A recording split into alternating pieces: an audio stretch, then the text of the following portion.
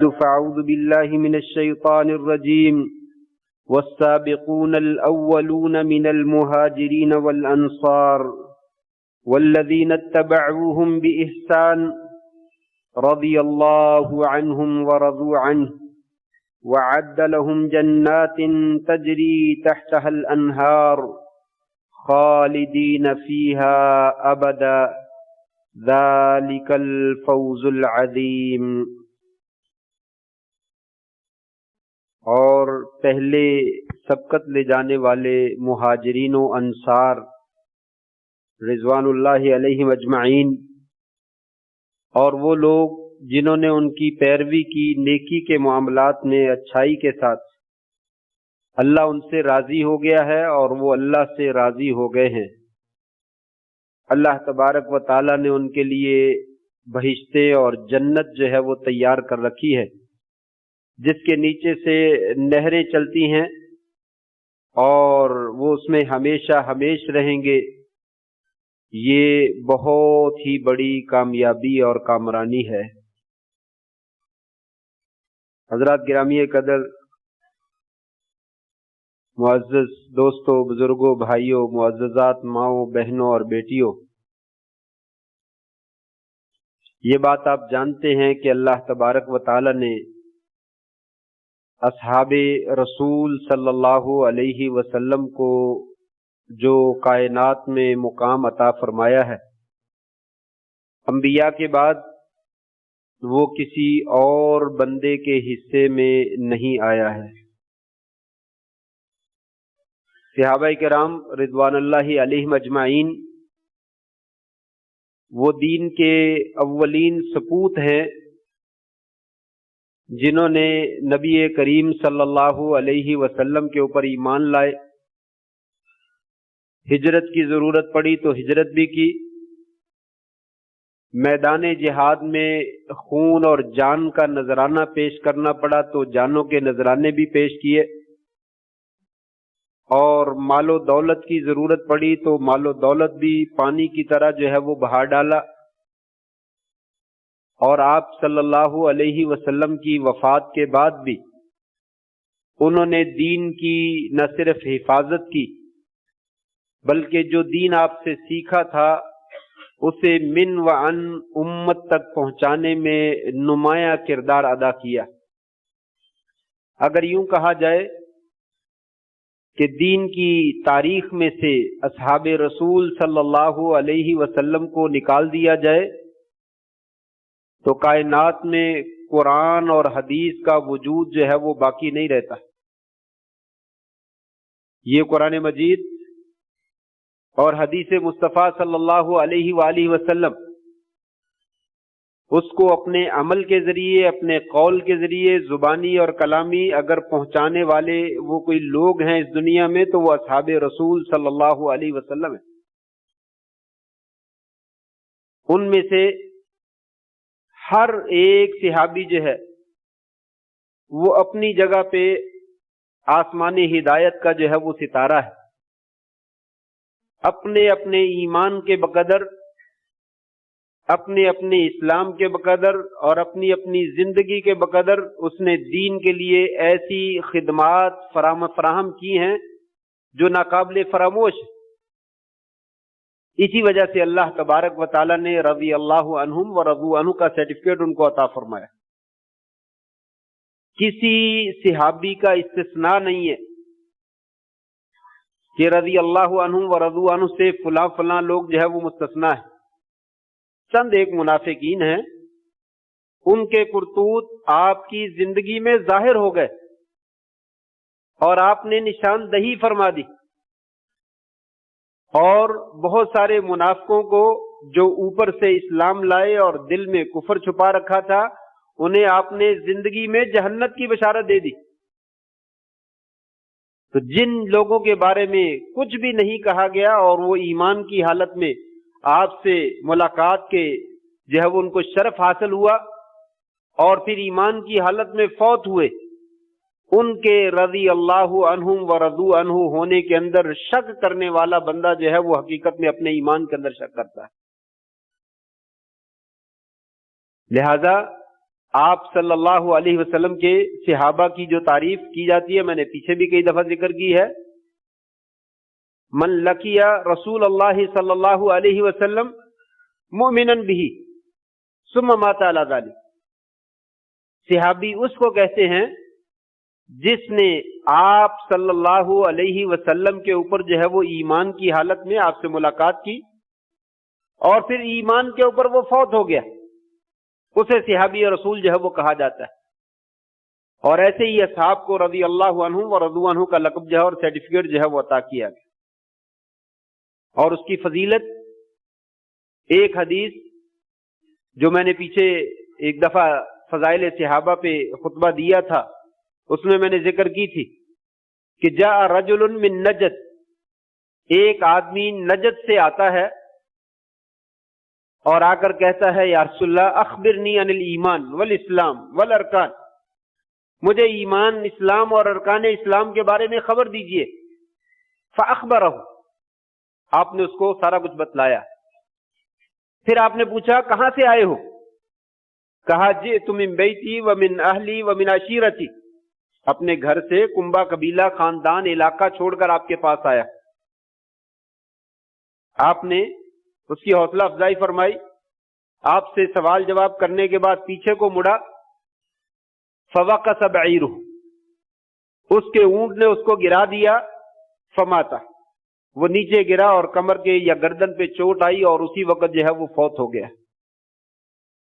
ایک لمحے کے لیے ملاقات ہوئی، کچھ سوال جواب ہوئے، اس سے پہلے بھی ملاقات کوئی نہیں، اس سے بعد تو ملاقات ممکن ہی کیونکہ وہ فوت ہو گیا۔ آپ صلی اللہ علیہ وسلم اس کے قریب گئے یا اس کو اٹھا کر لائے، آپ اس نے اس کے منہ کے قریب ہو کر جو ہے وہ کچھ کیا۔ صحابہ نے پوچھا کیا معاملہ یا رسول اللہ؟ آپ نے فرمایا رأیت الملک، میں نے فرشتے کو دیکھا ہے، یا ملکانی ملکینی، میں نے دو فرشتوں کو دیکھا ہے، یدستان فیہ الطعام من شراب الجنہ ومن طعام الجنہ او کما قال علیہ الصلوۃ والسلام، میں نے دو فرشتوں کو دیکھا ہے کہ وہ جنت کے کھانے جو ہیں اس بندے کے منہ کے اندر جو ہے وہ ڈال رہے ہیں۔ کیونکہ صحابی رسول ہے، ایمان کی حالت میں ملاقات کی ہے اور ایمان کی حالت میں فوت ہو گیا، اور ایک لمحے کے لیے ملاقات ہوئی، بس ایک دفعہ ملاقات ہوئی، چند لمحے کے لیے وہ ملاقات کی اور سوال جواب کیے اور جانے لگا۔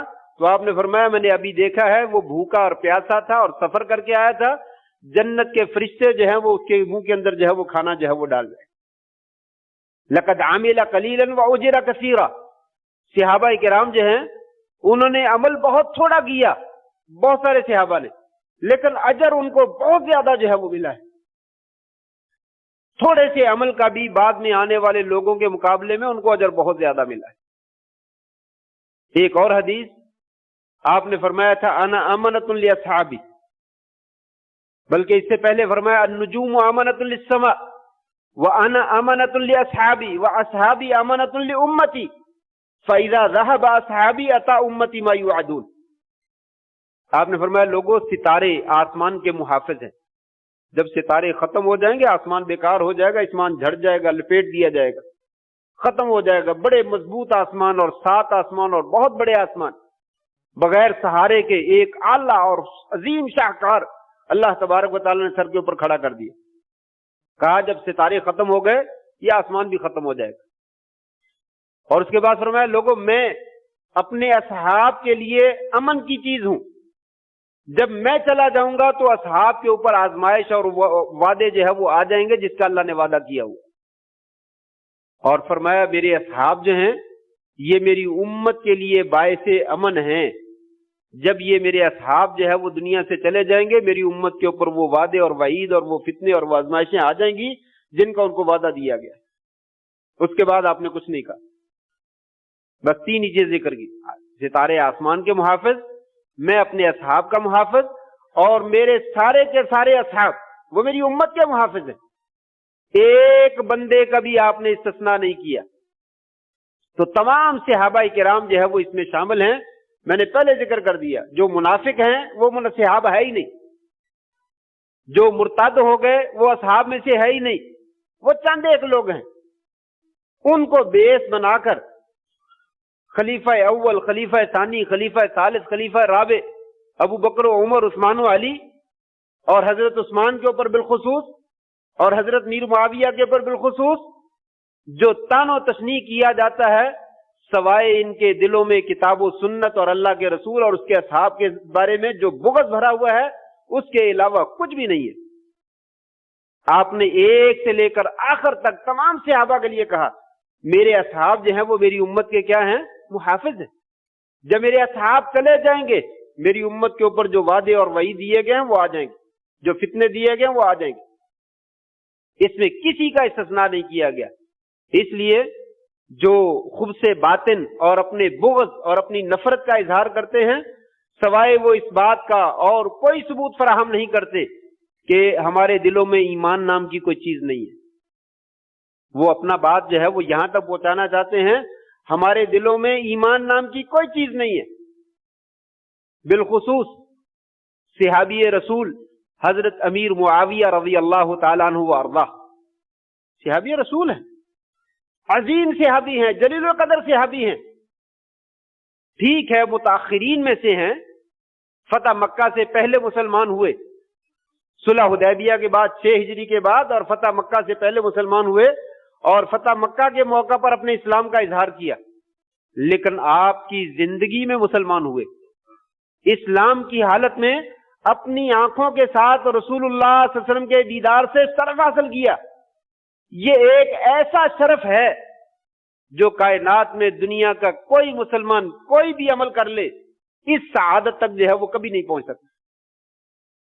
بعد میں آنے والے لوگوں میں سے کوئی امتی جتنا مرضی کوئی عمل کر لے، وہ اپنا عمل کر کے بلکہ ساری زندگی کی عبادتیں اور ریاضتیں کر کر وہ ایک صحابی جس نے اسلام کی حالت میں آپ کا دیدار کیا اور اسلام کی حالت میں پھر وہ فوت ہوا، اس کے پاؤں کی خاک بھی جو ہے وہ نہیں بن سکتا ہے۔ اس لیے یاد رکھیے تبرہ کرنے والے صحابہ کرام کے خلاف، بالخصوص امیر معاویہ اور حضرت عثمان کے خلاف رضی اللہ تعالیٰ عنہ وارضاہ، تبرہ کرنے والے سوائے اپنے دلوں میں جو کتاب و سنت اللہ اور اس کے رسول کے ساتھ جو بغض بھرا ہوا ہے اس کے علاوہ کسی چیز کا اظہار نہیں کرتے۔ یہ بہت ضروری ہے جو باتیں میں کرنا چاہتا ہوں، اس لیے کہ آج کل ہمارے مسلمان الف بے سے واقف نہیں ہیں، دینیات ان کو آتی نہیں ہے، سکول و کالج میں دینیات وہاں بھی پڑھاتے نہیں، اگر کوئی پڑھاتے ہیں تو کچھ بھی نہیں پڑھاتے، اس کا نام و نشان ہی نہیں۔ ہمارے سینوں سے صحابہ کرام، کتاب اللہ، سنت رسول اللہ اور اس کے رسول کی محبت کو خرچ کر جو ہے وہ نکالا جا رہا ہے۔ اس لیے نئی نسل یہ نام نہاد سکالروں کی باتیں سن کر امیر معاویہ کے اوپر تبرہ کرتے ہیں، انا للہ و انا الیہ راجعون، حضرت عثمان کے اوپر تبرہ کرتے ہیں، اور وہ خبیث بڑے ڈنکے کی چوٹ بولتے ہیں، نعوذ باللہ من ذالک، حضرت عثمان نے یہ کیا اور بیڑا غرق کر دیا، عثمان نے یہ کیا اور تباہ کر دیا، عثمان نے یہ کیا اور تباہ کر دیا، لا حول ولا قوت الا باللہ، عثمان فی الجنہ، عثمان کو جنت کی بشارت دینے والی کون سی ہستی ہے؟ اور آپ کی اپنی 2 بیٹیوں کا رشتہ دینے والا جو ہے وہ کون ہے؟ وہ تو ادب کرتے ہیں، وہ تو احترام کرتے ہیں، وہ تو کھڑے ہو اپنی لیٹے ہوئے ہوتے ہیں تو اٹھ کر بیٹھ جاتے ہیں، چادر ٹانگ سے پیچھے ہٹی ہوتی ہے تو چادر ٹانگ کے اوپر کر لیتے ہیں کہ جس سے آسمان کے فرشتے حیا کرتے ہیں، محمد رسول اللہ سے کیوں نہ حیا کریں؟ لیکن یہ بدباطن، یہ خبیث لوگ اپنا دلوں کا بغض اور زہر اگلنے کے بغیر ان کو چارہ ہی نہیں۔ اور اسی طرح کے ہمارے مسلمان ہیں، ہمارے بچے ہیں، نوجوان ہیں، جن کو الف سے بے کا نہیں پتا، بس وہ ان کی باتیں سن لیتے ہیں اور وہ کہتے ہیں وہ حضرت عثمان تو ایسے تھے، انہوں نے تو ایسا کیا، امیر معاویہ تو ایسے تھے، امیر معاویہ نے تو ایسا کیا۔ میں نے جو ایک جملہ بول دیا بات وہیں پہ ختم ہو گئی۔ رب کعبہ کی قسم ہے، جس صحابی نے ایمان کی حالت میں اپنی آنکھوں کے ساتھ آپ کا دیدار کیا، بلکہ آنکھوں کے ساتھ نہیں، نبی نے بھی شامل ہیں، جس نے ایمان کی حالت میں ایک لمحے کے لیے ملاقات کی، پھر اس کے بعد وہ ایمان کی حالت میں فوت ہو گیا، بعد میں آنے والا کوئی شخص جتنی مرضی ریاضت کر لے وہ اس کے پاؤں کی خاک کے برابر بھی نہیں پہنچ سکتا۔ یہی ایک فضیلت اور منقبت تمام صحابہ کے لیے جو ہے وہ کافی۔ اسی لیے آپ صلی اللہ علیہ وسلم کا فرمان ہے، شیخ البانی رحمہ اللہ نے اس کو صحیح کہا حدیث کو، فرمایا من لعن یا من سب اصحابی فعلیہ لعنت اللہ والملائکۃ والناس اجمعین۔ جس نے میرے صحابہ کو برا اور بھلا کہا، کسی صحابی کو، اس میں ابو بکر کا نام نہیں ہے، اس میں عمر کا نام نہیں ہے، بہت اونچا مقام ہے ان کا، اس میں تمام صحابہ شامل ہیں۔ فرمایا جس نے میرے صحابی کو برا بھلا کہا، چاہے وہ شروع میں ایمان لانے والا، چاہے بعد میں ایمان لانے والا، میری زندگی میں ایمان لانے والا اور ایمان کی حالت میں فوت ہونے والا، جس نے لعنت کی اس کے اوپر اللہ کی بھی لعنت ہے، فرشتوں کی بھی لعنت ہے، ساری کائنات کے لوگوں کی لعنت ہے۔ امام ابو زرع الرازی رحمہ اللہ، ان کا قول بھی میں نے پیش کیا تھا، شاید کسی کو یاد ہو۔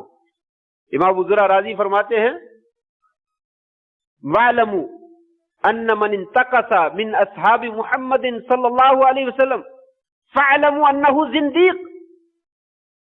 فرماتے ہیں ابو ہریرہ رضی اللہ تعالیٰ کے شاگرد ہیں، صحیح بخاری کی روایت ہے، ان کے نیچے جو ہے وہ جاتے ہیں تو جو آخری حدیث ہے صحیح بخاری کی، اس میں ابو زرع راضی آتے ہیں، وہ بیان فرماتے ہیں جو صحابہ کرام کی شان میں گستاخی کرتا ہے، ان کو برا کہتا ہے، کسی صحابی کو، فَاعْلَمُوا أَنَّهُ زِندِيق، جان لو کہ وہ بندہ زندیق ہے، جس نے اوپر سے اسلام کا اظہار کیا ہوا ہے اور دل میں کفر کو چھپا رکھا ہے، بغض کو نہیں، کفر کو چھپا رکھا ہے، اور اسلام کا وہ حقیقی دشمن ہے، وہی آدمی جو ہے وہ صحابہ کرام کے بارے میں بغض رکھ سکتا ہے اور ان کے بارے میں برا کہہ سکتا ہے۔ کہا کیوں؟ کہا اس لیے کہ ان اللہ حق وان الرسول حق فالجرح بہم اولا۔ فرمایا اللہ بھی برحق ہے، اس کا رسول بھی برحق ہے، اور اللہ اور اس کے رسول کے کلام کو ہمارے تک پہنچانے والے لوگ کون ہیں؟ صحابہ کرام۔ گویا کہ جو آدمی صحابہ کرام کے اوپر جرح کرتا ہے، ان کو برا کہتا ہے، وہ ان کو برا نہیں کہتا، وہ ہمارے قرآن کو اور ہمارے رسول کے فرمان کو جو ہے وہ برا کہتا ہے۔ اگر ہم صحابہ کو برا کہنا شروع کر دیں کہ ہمارا دین ختم ہو جائے گا، کیونکہ دین کو پہنچانے والے وہی لوگ ہیں، کسی نے ایک حدیث بھی پہنچائی ہے، فرمایا دین ختم ہو جائے گا۔ کہا دین کے اوپر جرح نہ کرو، ان زندگیوں کے اوپر جرح کرو، یہ دشمنان دین جو ہے یہ اس قابل ہیں، ان کو جو ہے وہ برا کرو، میرے صحابہ کو برا نہ کہو، کیونکہ صحابہ کو برا کہو گے تو گویا کہ تم قرآن اور حدیث کو جو ہے وہ برا کہنے والے بن جاؤ۔ اس لیے کسی صحابی کے بارے میں اس کو برا کہنے کی قطعاً کوئی گنجائش نہیں ہے، سوائے اپنے ایمان کا بیڑا غرق کرنے کے وہ آدمی کچھ نہیں کرتا کہ وہ کسی صحابی کو بھی جو ہے وہ برا کہتا۔ آئیے امیر معاویہ رضی اللہ تعالیٰ عنہ، جن کے بارے میں بہت کچھ جو ہے وہ کہا جاتا ہے، چند ایک ان کے مناقب اور فضائل جو ہے وہ میں ذکر کیے دیتا ہوں، جو صحیح حدیث کی روشنی میں ہے۔ کہتے ہیں ان کے بارے میں کوئی حدیث جو ہے وہ موجود نہیں ہے۔ ایک حدیث تو میں نے پہلے ذکر کر دی کہ اسلام لائے سن 6 ہجری کے بعد، اور فتح مکہ جو ہے 8 ہجری میں ہوا، 8 ہجری سے پہلے اسلام لے آئے اور 8 ہجری میں اسلام کا اظہار کر دیا۔ اس کے بعد جو ہے 9 ہجری، 10 ہجری، 11 ہجری کے شروع میں نبی صلی اللہ علیہ وسلم کا انتقال ہوتا ہے، اتنی دیر تک وہ آپ کے ساتھ رہے۔ یہ اسلام لانا ہی ان کے لیے سب سے بڑی فضیلت۔ نمبر 2، نبی کریم صلی اللہ علیہ وسلم نے ان کے لیے دعا فرمائی۔ آپ نے دعا فرمائی، فضائل صحابہ، امام احمد بن حنبل رحمہ اللہ کی کتاب ہے، اس میں یہ روایت موجود ہے، اللہم علمہ الکتاب والحساب وقہ العذاب۔ یا اللہ امیر معاویہ کو کتاب کا علم دے دے، حساب کا علم دے دے، اور اسے عذاب سے جو ہے وہ بچا لے۔ نبی تو دعائیں دے رہے ہیں، تجھے کیا تکلیف؟ تو کون ہوتا ہے ایمان میں شک کرنے والا؟ میرے پیارے پیغمبر علیہ الصلوۃ والسلام تو اس کو دعائیں دے رہے ہیں، اس کو عذاب سے بچانے کی دعائیں دے رہے ہیں، اور اس سے اللہ تعالیٰ کے لیے جو ہے وہ دعائیں مانگ رہے ہیں، اللہ اس کو کتاب کا جو ہے وہ علم دے اور حساب کا علم جو ہے وہ دے دے۔ نمبر 3، وہ بھی ایک دعا ہے، یہ ترمذی کی روایت ہے اور علماء نے اس کو صحیح کہا ہے، اللہم اجعلہ ہادیا ومہدیا واہد بہ۔ یا اللہ امیر معاویہ کو ہدایت دینے والا بنا دے، یا اللہ امیر معاویہ کو ہدایت دینے والا بنا دے، یا اللہ اس کو ہدایت یافتہ بنا دے، اس کو خود بھی ہدایت دے دے، اللہ اس کے ذریعے سے دوسرے لوگوں کو بھی ہدایت عطا فرما۔ اب مجھے بتائیے کیا تکلیف ہے آپ لوگوں کو؟ جو لوگ جو ہے وہ صحابہ کے بارے میں تبرہ کرتے ہیں اور ان کو برا کہتے ہیں، اس کے بعد کیا گنجائش باقی رہ جاتی ہے؟ کہ نبی کریم صلی اللہ علیہ وسلم تو اس کے لیے ہدایت کی دعائیں کر رہے ہیں اور اس کو ہدایت یافتہ بنانے کی دعائیں کر رہے ہیں اور اس کے ذریعے سے امت کو ہدایت دینے کی دعائیں کر رہے ہیں، اور آپ جو ہے وہ اس کو ایمان سے خارج کر کے اور صحابہ کا دشمن بنا کر، اہل بیت کا دشمن بنا کر، دین کا دشمن بنا کر، ساری کائنات کا دشمن بنا کر جو ہے اس کو اسلام سے ہی خارج کر دیتے، تو سوائے اپنے آپ کو ایمان سے خارج کرنے کے اور کچھ نہیں ملتا۔ تین، چوتھے نمبر پر یہ کاتب وحی ہیں۔ حضرت امیر معاویہ رضی اللہ تعالیٰ کہتے کہاں کاتب وحی ہے، پتہ نہیں کس نے کاتب وحی بنا دیا۔ کاتب وحی ہیں، آپ صلی اللہ علیہ وسلم کے اوپر جو وحی آتی تھی اس کو کئی صحابہ لکھنے والے تھے، ان میں سے حضرت امیر معاویہ رضی اللہ تعالیٰ یہ بھی کاتب وحی تھے۔ صحیح مسلم کی روایت ہے، عام کتاب کی نہیں، صحیح مسلم کی روایت ہے، ابو سفیان جو حضرت رضی اللہ امیر معاویہ کے والد گرامی ہیں وہ نبی صلی اللہ علیہ وسلم کے پاس آئے، کہنے لگے یا رسول اللہ میرے 3 درخواستیں ہیں، ان کو قبول فرما لیجئے۔ آپ نے فرمایا مانگو، کیا مانگتے ہو؟ قبول کر لی۔ کہا میرے پاس اندی اجمل العربی و احسن، میرے پاس عرب کی خوبصورت ترین جو ہے وہ بیٹی ہے، عظیم ترین اور خوبصورت بیٹی ہے۔ یا رسول اللہ ازوجو، جو کہا میں اس بیٹی کی آپ کے ساتھ شادی کرنا چاہتا ہوں۔ کہا نعم، کہا ٹھیک ہے کر دو، مجھے قبول ہے۔ آپ نے ابو سفیان کی بیٹی ام حبیبہ کے ساتھ شادی کی۔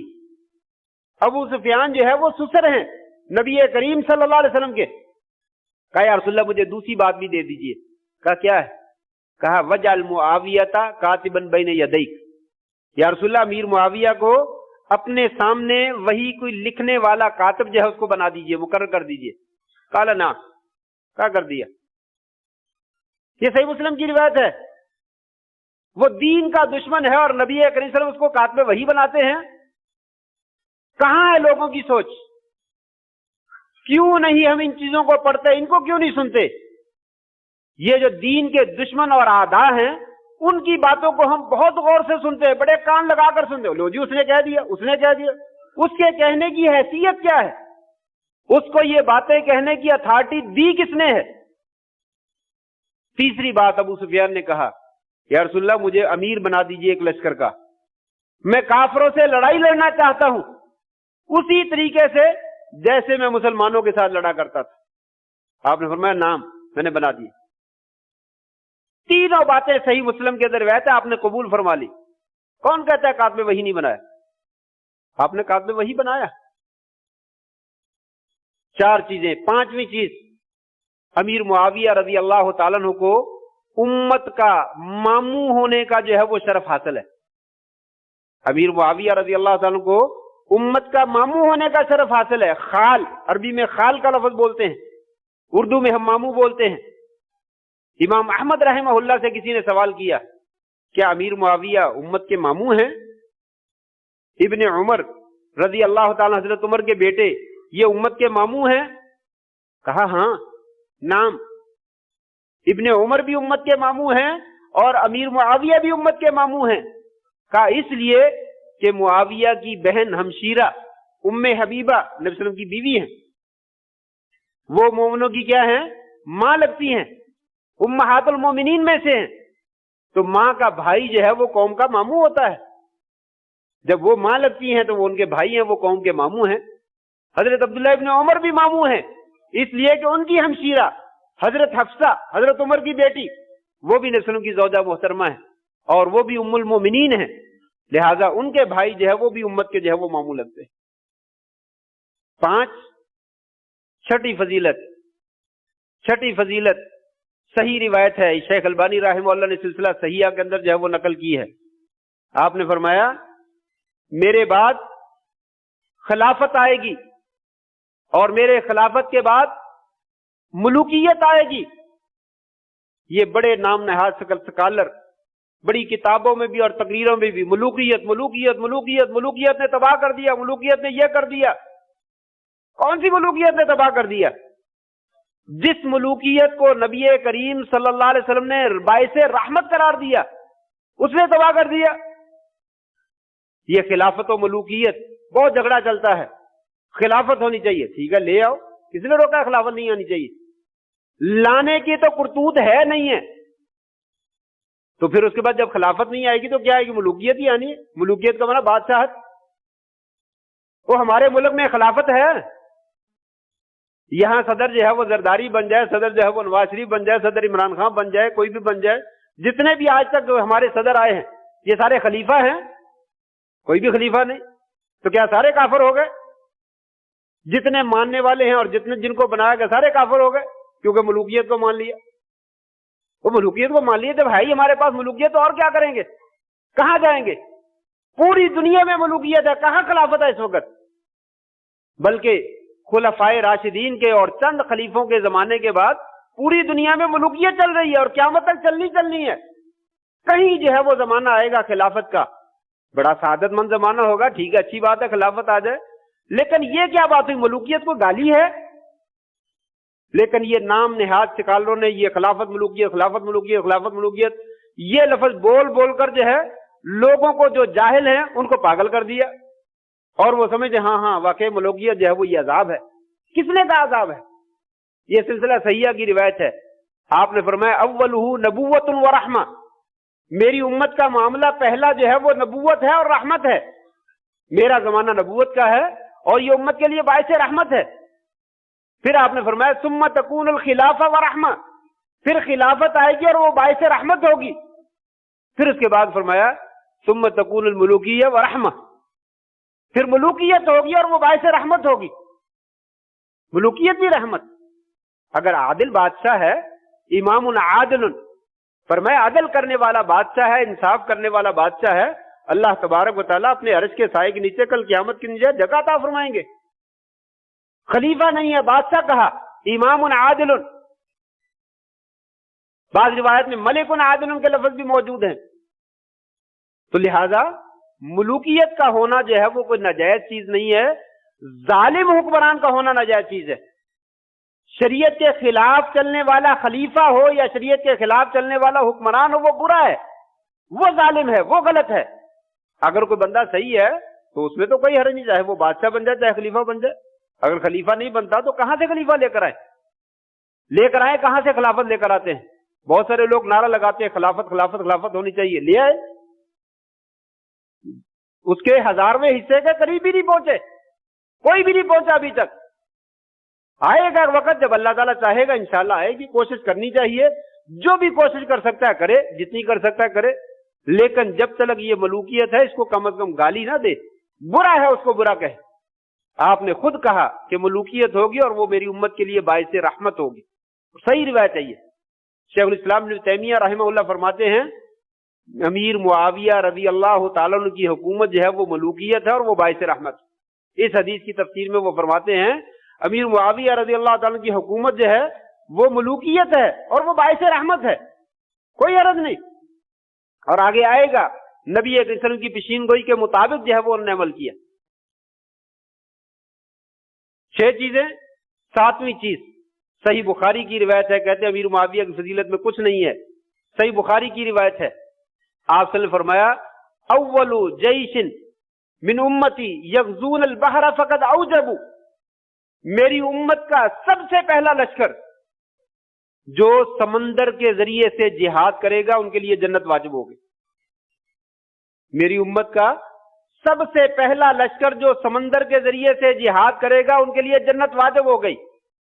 تاریخ اٹھا کر دیکھیے، سب سے پہلا بحری بیڑا امیر معاویہ رضی اللہ تعالی نے تیار کیا اور اس کے سربراہ امیر معاویہ بنے اور جا کر جہاد کیا. ام حرام رضی اللہ تعالی عنہ جن کے گھر میں بیٹھ کر آپ نے یہ حدیث بیان فرمائی تھی، انہوں نے کہا تھا یا رسول اللہ دعا کیجئے میں ان میں سے ہوں، اور میں ہاں تو ان میں سے ہے. اور پھر اسی بحری بیڑیے میں جس میں امیر معاویہ رضی اللہ عنہ سربراہ تھے، اسی میں ام حرام رضی اللہ عنہ کا انتقال ہوتا ہے. اور پھر آپ نے دوسری دفعہ فرمایا اول جیش امتی من امتی یغزون مدینہ قیصر قد اوجبوا، میری امت کا پہلا لشکر جو قسطنطنیہ پہ حملہ کرے گا ان کے لیے بھی جنت واجب. اور عجیب اتفاق ہے، دوسرا لشکر جس نے قسطنطنیہ پہ حملہ کیا، اسی صحیح بخاری کی شرح میں حافظ ابن حجر نے وہ علماء کے اقوال نقل کیے ہیں، وہ امیر معاویہ کا بیٹا یزید تھا. یزید نے سربراہی کی دوسرے لشکر کی، جس نے قسطنطنیہ پہ حملہ کیا اس کا سربراہ یزید تھا، اور اس میں ابو ایوب انصاری رضی اللہ تعالیٰ جیسے صحابہ کرام تھے، اور اسی لشکر میں ابو ایوب انصاری جو ہے وہ فوت ہوئے اور قسطنطنیہ کے کنارے پہ جو ہے ان کو جو ہے وہ دفن کیا گیا۔ صحابہ کرام نے ان کے پیچھے نمازیں پڑھی، ان کو امیر بنایا ہے، ان کو اپنا حکمران بنایا، اور ان کے بارے میں آپ نے کہا اوجبو، انہوں نے جنت کو واجب کر لیا۔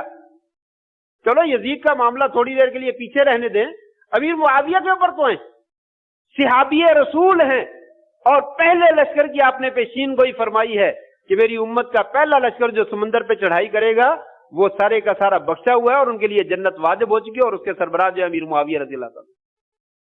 انا للہ و انا الیہ راجعون۔ کہاں ہیں لوگ جو ہے امیر معاویہ تو بس ان کا ایمان ٹھیک نہیں ہے، ان کا جو ہے وہ معاملہ ہی درست نہیں ہے، ان کا تو یہ چیز ان کی درست نہیں ہے، ان کی تو وہ چیز۔ آپ کی کون سی چیز صحیح ہے؟ جو کلام کرنے والے ہیں ذرا اپنے گریبان میں تو منہ جو ڈا کر دیکھیں، ان کی زبانوں سے سچ کہاں سے نکلتا ہے؟ بغض اور جھوٹ اور کینہ تو ان کے پاس جو ہے وہ چھپا ہوا ہے، اور نام جو ہے وہ صحابہ کرام کا جو ہے وہ لگاتے ہیں۔ ٹائم جو ہے وہ ختم ہو گیا، میں نے 10 چیزیں کم از کم بیان کرنی تھی، لیکن ایک بات اور بیان کر کے اپنی بات ختم کرتا ہوں۔ جہاں پہ اور بہت کچھ جو ہے وہ بیان کیا جاتا ہے اس کو بھی بیان کریں۔ یہ بھی صحیح بخاری کی روایت ہے، حضرت علی رضی اللہ تعالیٰ عنہ کے بعد ان کے بیٹے حضرت حسن خلیفہ بنے، حضرت حسن خلیفہ بنے، اور ادھر سے امیر معاویہ رضی اللہ تعالیٰ عنہ انہوں نے بھی خلافت کا اعلان کر دیا، کیونکہ حضرت علی کے درمیان اور حضرت امیر معاویہ کے درمیان لڑائی ہو رہی تھی، حضرت عثمان رضی اللہ عنہ کے خون کا بدلہ لینے کے لیے۔ یہ مشاجرات صحابہ کی لڑائیاں ہیں، اس میں زبان نہیں کھولنی چاہیے، بے نہیں اسی طرح جیسے ماں باپ کے درمیان گھر میں لڑائی ہو جائے تو بیٹا یا بیٹی جو ہے وہ باہر چوک میں جا کر ان کی لڑائیوں کو بیان نہیں کرتا، چاہے باپ حق پہ ہو چاہے بیٹا ماں جو ہے وہ حق پہ ہو۔ کوئی آدمی بھی جو عقل مند ہے وہ اپنے ماں باپ کی لڑائی لوگوں کے اندر باہر جا کر نہیں بتاتا۔ صحابہ کرام ہمارے سر کے تاج ہیں، ان کے درمیان اگر کسی غلط فہمی کی بنا پر اگر لڑائیاں ہوئی ہیں تو اللہ تعالیٰ کے ساتھ ان کا معاملہ ہے، رضی اللہ عنہ ورضوا عنہ، اللہ نے خود ہی کہہ دیا ہے۔ باقی جو بھی معاملہ کمی بیشی ہے اس کو چھوڑ دیجئے، اللہ تعالیٰ اس کو جاننے والا، ہمیں بیان کرنے کی کوئی ضرورت نہیں ہے۔ ہم بیان کریں گے اگر وہ ناحق ہوا تو شاید جہنم جو ہے وہ واجب نہ ہو جائے، اگر حق ہے تو ہم سے پوچھا نہیں جانا، اللہ نے خود ہی فیصلہ کر دینا ہے، اور اگر ناحق کہہ دیا ہے تو ہمارا ایمان کہیں ضائع نہ ہو جائے اور ہم جہنم کا بالر اور ایندھن جو ہے وہ نہ بن جائے۔ بہرحال ان کی لڑائی ہوئی، اس کے بعد حضرت علی شہید ہو گئے، امیر معاویہ نے بھی خلافت کا اعلان کر دیا، حضرت حسن نے بھی خلافت کا اعلان کر دیا، دونوں لشکر لڑنے کے لیے آگے۔ لمبا قصہ ہے۔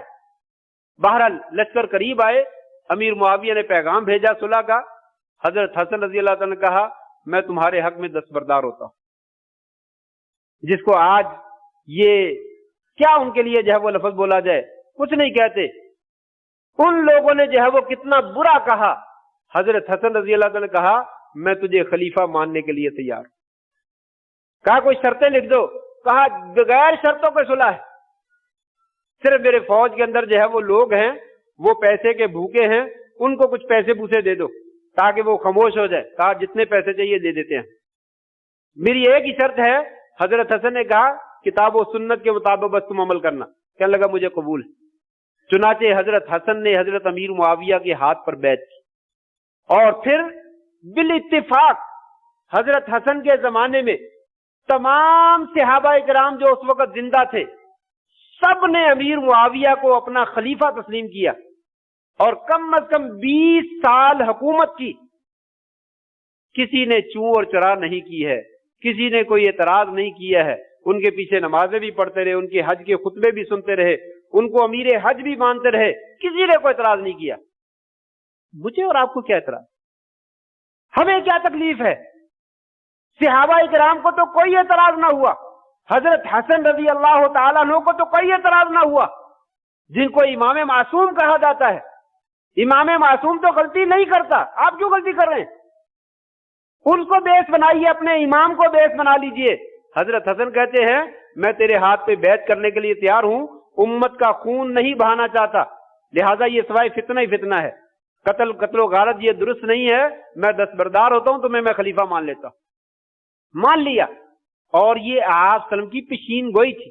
सही बुखारी की रिवायत है, आपने एक दफा अपने बेटे हसन से कहा था, इन नबनी हादा सैयदुन, ये मेरा बेटा हसन जो है ये सरदार है। लअल्लाह अन युस्लिह बिही बैन फिअतैनी मुस्लिमैनी अज़ीमैन, मुझे उम्मीद है कि एक वक्त आएगा मेरा ये बेटा मुसलमानों के दो अजीम ग्रोहों के दरमियान सुलह करवाएगा। किसके दरमियान? मुसलमानों के, काफरों के नहीं। अमीर मुआविया रज़ियल्लाहु अन्हु काफर है, वो तो ईमान ही ठीक नहीं है, वो तो ऐसा है। सही बुखारी के अल्फाज है, नबी अकरम सल्लल्लाहु अलैहि वसल्लम का फरमान है, मेरा ये बेटा मुसलमानों के दो अजीम ग्रोहों के दरमियान सुलह करवाएगा। और उन्होंने सुलह करवाई, उनके हाथ पे बैत की और सहाबा ने उनको खलीफा माना और उनकी जिंदगी में सारी जिंदगी उनके पीछे जो है वो नमाजें पढ़ते और किसी ने एक जुमला भी नहीं कहा। वक्त होता तो 3-4 बातें और भी थी, मैं जिक्र करता, पहले टाइम जो है वो ज्यादा हो गया है। बहरहाल खुलासा कलाम, मेरे सहाबा किराम रिजवानुल्लाह अजमईन, नबी सल्लल्लाहु अलैहि वसल्लम के जो सहाबा हैं उनका एक लम्हा ईमान की हालत में आपके साथ गुजार देना और फिर उसी हालत में फौत हो जाना, वो बाद में आने वाले उनके पांव की खाक भी नहीं है। अब्दुल्ला बिन मुबारक मुहद्दिस अजीम वो फरमाते हैं, लोगों उमर बिन अब्दुल अजीज को जानते हो? कहा लोगों उमर बिन अब्दुल अजीज को जानते हो? कहा जानते हैं। कहा अमीर मुआविया के नथनों में जाने वाली गुबार जो है, जो नबी सल्लल्लाहु अलैहि वसल्लम की मौजूदगी में उनके नथनों में नाक में मट्टी पड़ी, उमर बिन अब्दुल अजीज उस मट्टी का भी मुकाबला नहीं कर सकते। इसलिए कि उमर बिन अब्दुल अजीज सहाबी नहीं है, नेक आदमी हैं, खलीफा आदल हैं, लेकिन सहाबी नहीं है। अमीर मुआविया को सहाबी होने का जो शरफ हासिल हुआ वो उमर बिन अब्दुल अजीज जो है वो उसकी मट्टी के बराबर भी नहीं पहुंच सकते। बाद में आने वालों की क्या हैसियत है, ये जो लोग बकवास करते हैं सवाए अपना कुफर जाहिर करने के अलावा कुछ नहीं करते, सवाए अपना बुग़्ज़ इस्लाम के खिलाफ और दीन के खिलाफ जाहिर करने के अलावा कुछ नहीं करते। 22 रजब जो है अमीर मुआविया रज़ियल्लाहु अन्हु की वफात का दिन है, उस मुनासबत से ये मैंने बातें जिक्र की हैं। 22 रजब को लोग खुशियां मनाते हैं, कुंडे भरते हैं, सदका खैरात करते हैं, मालूम नहीं किसकी मोहब्बत, मालूम नहीं किसकी दुश्मनी में, जो भी वो करते हैं गलत करते हैं। उस मुनासबत से मैंने ये जिक्र किया है, अमीर मुआविया से बुग़्ज़ ना कीजिए, सवाए अपना ईमान ज़ाया करने के किसी को कुछ नहीं मिलेगा। अल्लाह ताला जो है वो हमें सही मानों में सहाबा की मोहब्बत से जो है वो रोशनास करवा दे और उनकी मोहब्बत का दम भरने की तौफीक नसीब फरमा दे और उनके नक्शे कदम पर चलने की तौफीक नसीब फरमा दे। व आखिर दावाना अल्हम्दुलिल्लाहि रब्बिल आलमीन।